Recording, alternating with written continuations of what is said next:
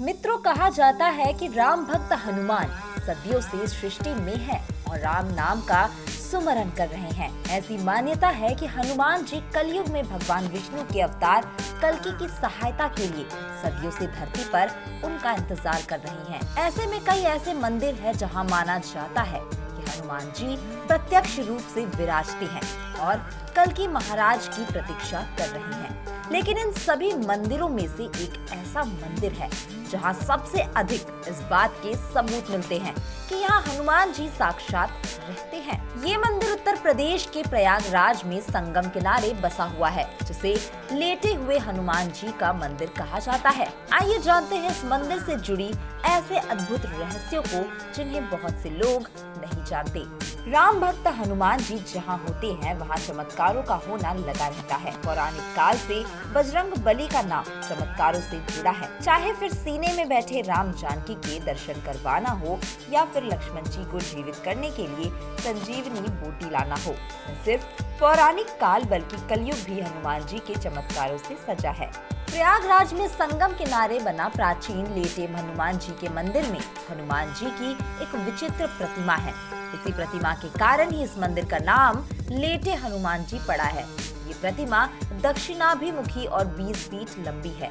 माना जाता है यह धरातल से कम 6 से 7 फीट नीचे है। संगम नगरी में इन्हें बड़े हनुमान जी, किले वाले हनुमान जी, लेटे हनुमान जी और बांध वाले हनुमान जी के नाम से भी जाना जाता है। इस प्रतिमा के बारे में ऐसा माना जाता है कि इनके बाएं पैर के नीचे कामदा देवी और दाएं पैर के नीचे अहिरावण दबा है। उनके दाएं हाथ में राम, लक्ष्मण और बाएं हाथ में गदा शोभित है।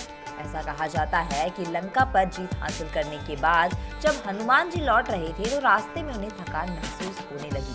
सीता माता के कहने पर वह यहाँ संगम के तट पर लेट गए। इसी को ध्यान में रखते हुए यहाँ लेटे हनुमान जी का मंदिर बनाया गया। उसके बाद श्री राम के बैकुंठ लौटने के बाद हनुमान जी फिर यहाँ आकर लेट गए। फिर द्वापर में श्री कृष्ण जन्म के बाद ही बजरंगबली यहाँ से उठे और श्री कृष्ण की लीलाओं में भाग लिया।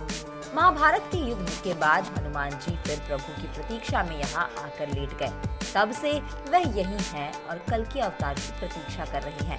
माना जाता है कि प्राचीन काल में मुगल शासकों के आदेश पर हिंदू मंदिरों को तोड़ने का क्रम जारी था, लेकिन यहाँ पर मुगल सैनिक हनुमान जी की प्रतिमा को हिला भी नहीं पाए। फिर जैसे जैसे प्रतिमा को उठाने का कोशिश करते तो प्रतिमा वैसे वैसे अधिक धरती में बैठी जा रही थी। यही कारण है कि ये प्रतिमा धरातल से इतनी नीचे बनी हुई है। संगम के किनारे स्थित इस मंदिर के बारे में कहा जाता है कि संगम स्नान के बाद यहाँ दर्शन नहीं किए तो स्नान अधूरा माना जाएगा। मित्रों, आज के लिए बस इतना ही। कैसी लगी आपको ये वीडियो हमें कमेंट करके जरूर बताएं।